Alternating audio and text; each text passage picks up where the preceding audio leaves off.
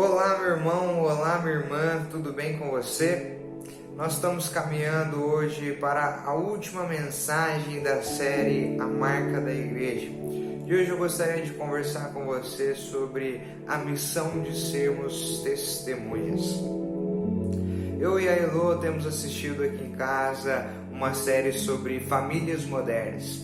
E uma das personagens dessa série é uma mãe, daquelas mães bem corujonas assim, né? Que alguém que já passou por muita dificuldade na vida e que faz tudo o que for preciso para resguardar o seu filho adolescente. Nem preciso te dizer que o menino é cheio de manias esquisitas que afetam a sua vida, principalmente seus relacionamentos.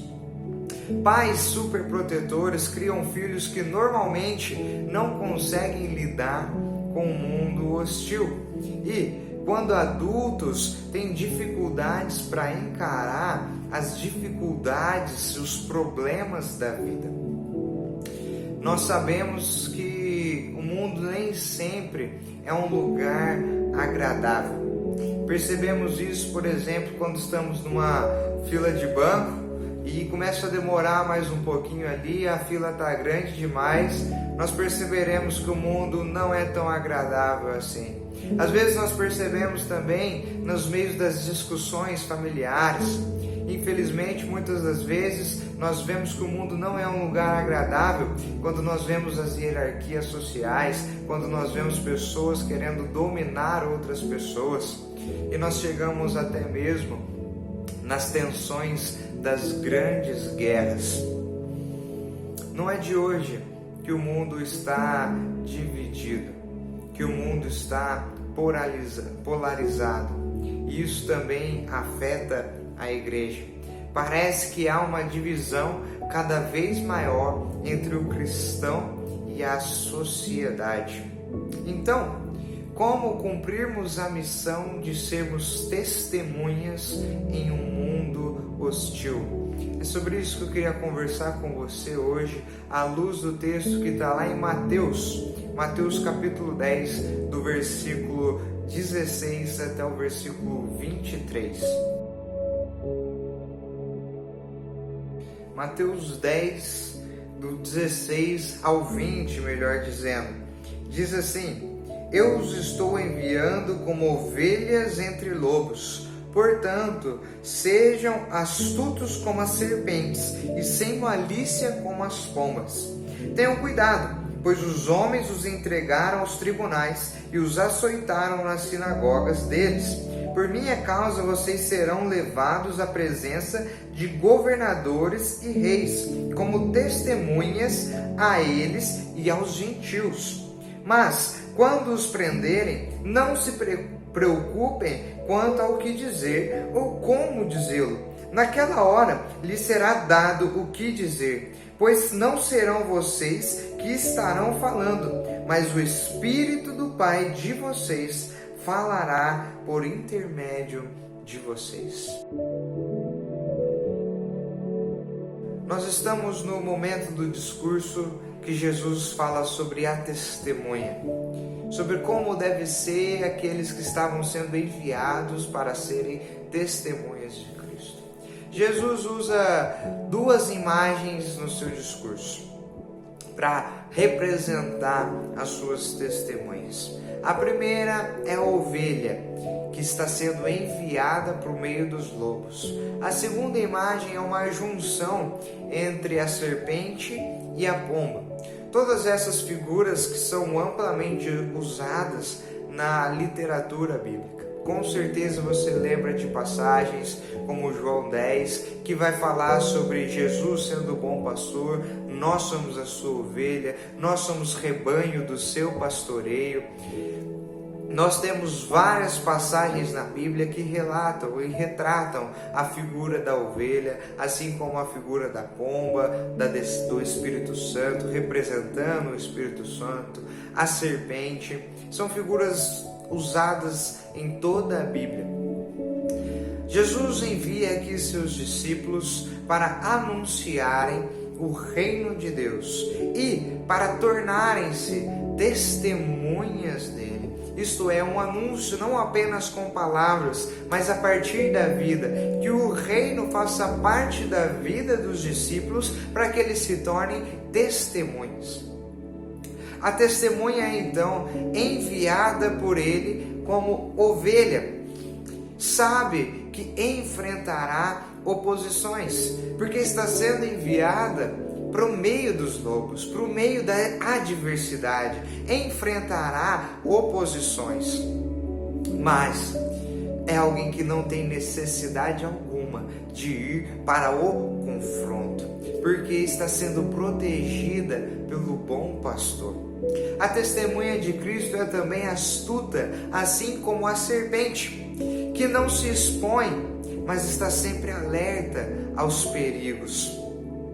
E é também alguém que tem a simplicidade da pomba, um símbolo de paz, símbolo do derramar do Espírito Santo, isto é, alguém cheio do Espírito Santo.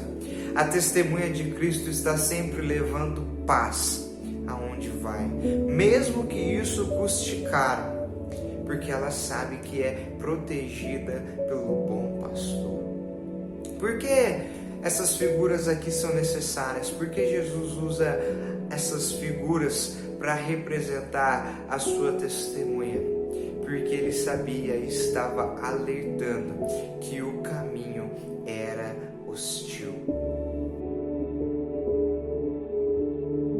Veja, em nenhuma época foi fácil anunciar o Evangelho de Cristo e a necessidade de arrependimento.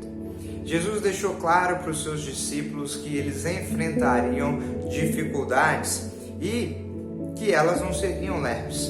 Eles eram como cordeiros indo para o meio de lobos, para o meio dos seus opositores, passariam dificuldades, iriam sofrer. Que haveria e há momentos em que desistir e levar uma vida sem Deus parece até ser melhor, pelo menos menos problemático. Diferentemente de pais e mães que tentam privar os seus filhos da real dificuldade da vida, Cristo apresenta um mundo cheio de hostilidades. Jesus alerta para os seus discípulos que eles iriam sofrer, que eles seriam traídos, que eles seriam chicoteados, tudo isso por causa do seu nome. Veja que aqui Satanás quer que nós acreditemos que se o mundo é hostil a nós, nós precisamos responder à mesma altura. E aqui é onde a igreja deixa de anunciar e proclamar o reino de Deus e se envolve numa guerra contra o mundo. Quando ela acredita que não pode levar desaforo para casa. Daí, ao invés de cumprir a missão, passa a viver tentando responder para o mundo aquilo que ela não é. O problema é, se nós não nos vemos como ovelhas enviadas por Jesus, estaremos sempre tentando justificar as nossas ações no mundo. Por não nos sentir protegidos, estamos sempre prontos a atacar, a usar toda a nossa capacidade de argumentação para dizer que o nosso lado é melhor. Por não nos sentirmos sobre as asas do Pai, sobre os seus braços, sobre o colo do bom pastor, nós passamos, ao invés de cumprir a missão de sermos testemunhas de Cristo, a entrar numa guerra com o mundo, a tentar degladiar de que lado é melhor. Por nos sentirmos inseguros, perdemos a capacidade de cumprir a missão.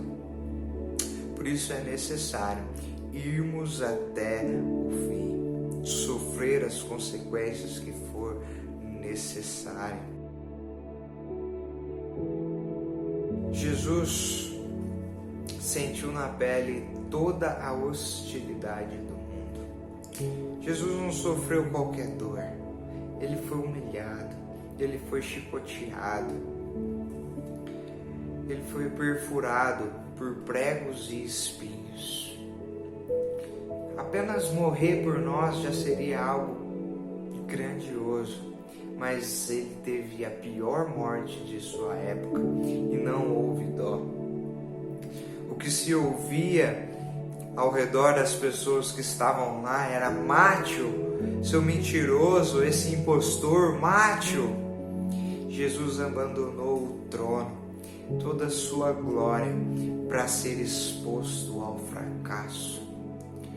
Para cumprir a missão que lhe foi dada, foi preciso passar pelo sofrimento, pela dor, pela hostilidade. Foi preciso viver em um mundo hostil, levando sempre paz, caminhando em paz, caminhando por amor. Jesus enfrentou todas as piores dores do mundo. Jesus foi humilhado, a pior humilhação que poderia se dar a alguém. Foi rejeitado. Viveu num mundo realmente hostil.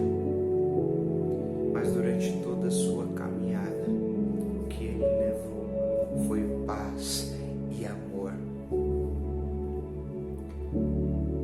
Durante a sua estada aqui na terra, ele permaneceu servo, permaneceu caminhando pela paz até o fim.